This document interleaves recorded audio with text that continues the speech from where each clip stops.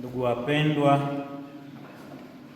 katika simulizi la habari ya uumbaji tumesoma sehemu ya somo la kwanza kabisa katika mkesha wetu huu, simulizi la maanguko ya Adamu.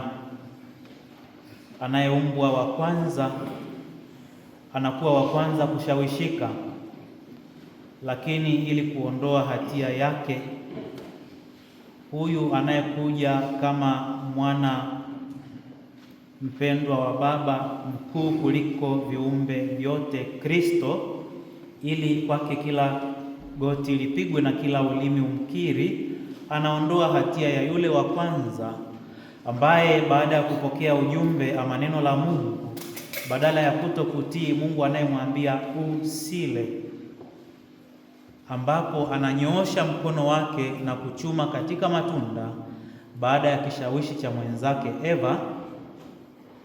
Anatokea huyu Eva mwingine Maria, na kwa utii wake Adamu mpya Kristo, naye ananyoosha mkono, lakini si kama Adamu wa zamani kuchuma matunda kwa kutokutii, bali yeye ananyoosha mkono kwa kuyatii mapenzi ya Baba, na kwa kuunyoosha msalabani anachuma matunda mengine mapya ya wokovu wa ulimwengu mzima. Tunaporudi nyuma kidogo, habari ya simulizi la kifo chake msalabani, maandiko yanasema kwamba baada ya yeye kufa, pazia la hekalu lilipasuka vipande viwili toka juu hadi chini. Na pengine ukihusianisha hilo somo la pazia la hekalu kupasuka, ukisoma ni sura ya 11 ya kitabu cha Ufunuo wa Yohana, sura hiyo ya 11 aya za mwishoni. Yohana anatuambia ishara kuu ilionekana mbinguni, lakini kabla ya hiyo ishara kuu kuonekana, pazia la hekalu huko juu mbinguni lilifunguka, na mara baada ya kufunguka, sanduku la agano la Mungu likaonekana, na ndipo hiyo ishara kuu ikaonekana. Ishara kuu inayoonekana ni ya kwanza, tunaambiwa kwa hekaluni kulionekana sanduku hilo la agano, lakini ishara kuu ikaonekana ya mwanamke huyu aliyevikwa jua, sio somo la siku ya leo, na mwezi chini ya miguu yake na taji ya nyota 12. Na maandiko yanatuambia kwamba alikuwa katika nafasi wakati wa kuzaa. Maandiko yamesema uchungu, si uchungu wa maumivu, bali ile saa yake yeye kujifungua kuupatia ulimwengu huyu mwana ilifika, akamzaa mtoto mwanamume atakaye yatawala mataifa yote kwa fimbo ya chuma. Huyu ni mchungaji mwema. Huyu anazaliwa ili atimize andiko lililonenwa katika kitabu cha Mwanzo. Maandiko hayajasema kwamba inatokea hivyo ili itimie andiko, ni mimi ninasema, lakini ni ili litimie andiko ambalo Mungu alisema tangu awali kwamba nitaweka uadui kati yako wewe na huyu mwanamke, na kati yako wewe na uzao wake. Mara baada ya hatia ya Adamu, ni uzao wa mwanamke mpya Eva, mpya Bikira Maria, na uzao huo mpya wa Adamu mwingine ambaye ni Kristo. Na uadui unaotokea ni kwamba huyu anazishinda nguvu za Shetani, na sisi tunaoitwa kwa jina lake, ambapo tunashiriki naye kumwita Mungu Baba, tunapewa nguvu hiyo ya kumshinda.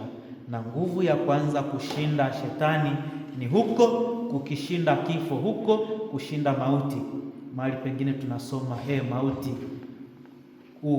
hii wapi nguvu yako? Anachokifanya hicho Kristo kinatimiza pia sehemu hiyo ya maandiko ya hoja hiyo ama swali hilo kwamba mauti, hii wapi nguvu yako? Ya wapi maumivu yako? Yeye anatupa sisi kushinda, anatushindia ili sisi tukishiriki na yeye tushinde pamoja na yeye. Kwanza, mauti ya kiroho. Tunaambiwa tusiwaogope wanaoua mwili, bali tumwogope yeye anayeweza kuangamiza mwili na roho. Yeye anatustahilisha kuepuka mauti ya kiroho pale tunapostahili huruma yake kutokana na madhaifu. Anatunyanyua kutoka madhaifu. Anavyofufuka hivi leo, ndugu wapendwa, ni tamaa yetu sisi kufufuka naye, ni tamaa yetu sisi kubadilika na kumwongokea yeye. Ni tamaa yetu sisi kuachana na hali ya Adamu wa kale aliyenyoosha mkono katika matunda na kukosa utii, ili tunyooshe walau kidogo sana katika sehemu ya mti wake msalaba, tuchume matunda ya neema.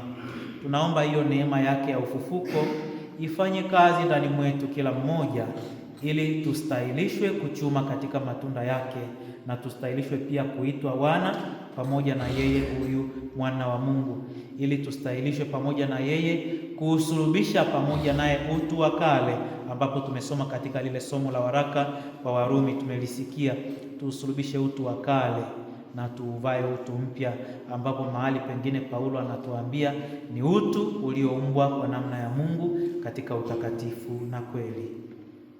Tumsifu Yesu Kristo. Basi sasa tunaingia katika sehemu ya baraka kwa ajili ya maji, na baada ya baraka ya maji tutazunguka kwa ajili ya kuwarashia wote maji.